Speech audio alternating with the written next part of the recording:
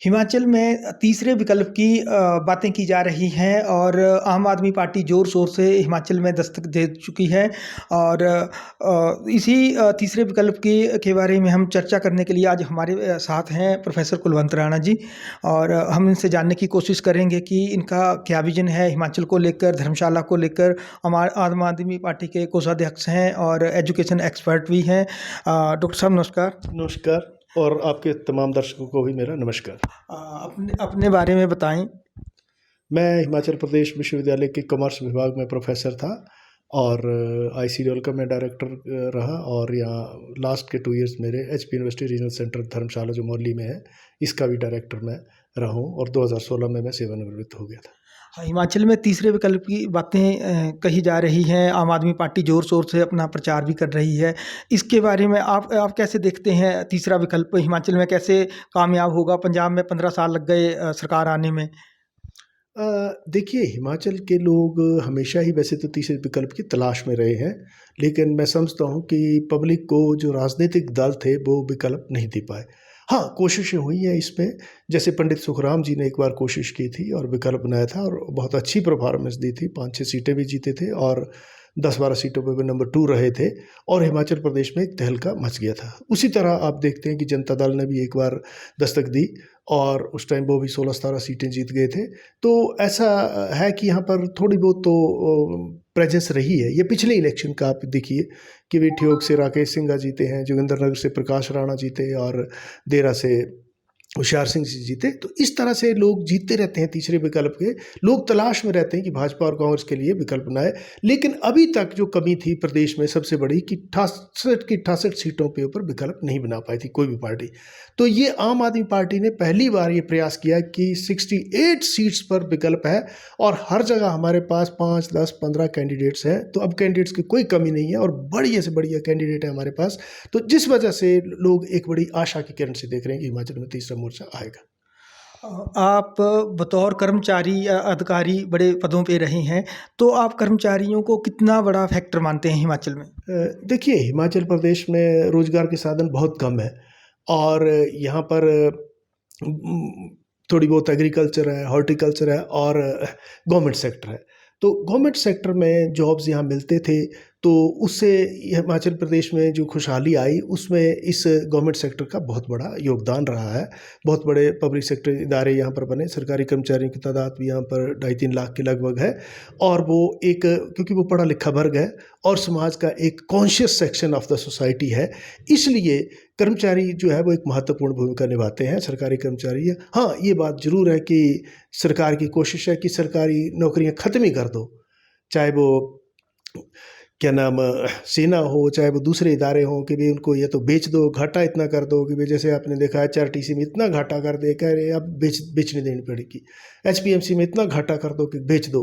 जो भी इदारा जो है वो उसको प्रॉपर मैनेज मत करो, घाटा डाल दो, जानबूझ कर ये घाटे में ले जाते हैं। खाते तो मंत्री है पैसा, लेकिन बदनाम डिपार्टमेंट होता है और मिसमैनेजमेंट सरकार की है, और वो हम नहीं होने देंगे, प्राइवेटाइजेशन हम नहीं होने देंगे।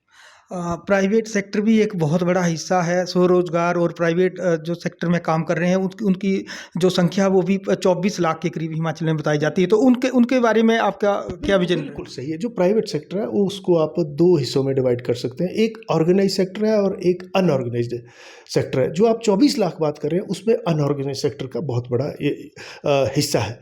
तो जो अनऑर्गेनाइज सेक्टर है उसकी हालत तो बहुत ही ख़राब है। जैसे वो एक खेती में काम करने वाला मजदूर है, फैक्ट्रियों में अनऑर्गेनाइज सेक्टर में काम करने वाला आदमी है, या छोटी मोटी दुकान पे काम करने वाला आदमी है, या कुछ होटल में काम करने वाला, या छोटे छोटे काम धंधों में काम करने वाला, उनको कई बार जो है मिनिमम वेज भी नहीं मिलती और उनकी जॉब सिक्योरिटी भी कोई नहीं है, और उनको मिनिमम जो वेजेस गवर्नमेंट ने फिक्स किए हैं कई बार वो भी नहीं मिलते हैं। तो इसलिए उनकी समस्याएं तो सरकारी कर्मचारियों से भी ज़्यादा गंभीर है, और मैं समझता हूँ कि किसी भी सरकार को जब तक इतने बड़े 24 लाख के इस इदारे को हम प्रॉस्पेरिटी नहीं लाएंगे, हिमाचल प्रदेश प्रॉस्परस हिमाचल की बात करना जो है मैं समझता हूँ बेईमानी होगी। शिक्षा पे आते हैं। शिक्षा एक बहुत बड़ा मसला बना रही है आम आदमी पार्टी, लेकिन हिमाचल खुद शिक्षा में अव्वल है। तो आपको हिमाचल में ऐसी क्या कमियां नज़र आती हैं? क्योंकि हमारे सरकारी स्कूलों से या सरकारी संस्थानों से बहुत सारे लोग निकले हैं। अब मुझे लगता है आप भी खुद सरकारी स्कूल से निकले हैं। तो अभी आपको क्या कमियां नज़र आती हैं? आपने बिल्कुल सही सवाल पूछा और बहुत ही अच्छी बात कही कि मैं खुद सरकारी स्कूल पटोला में पढ़ा हूँ, फतेहपुर में पढ़ा हूँ, धर्मशाला में पढ़ा हूँ, धर्मशाला कॉलेज में पढ़ा हूँ। इसलिए सरकारी संस्थानों की जो स्थिति है उसको बिल्कुल अंदर से मैं जानता हूँ। हाँ, ये बात ठीक है कि आपने कहा कि हिमाचल प्रदेश में शिक्षा में अच्छा काम हुआ है, इसमें कोई दो राय नहीं है।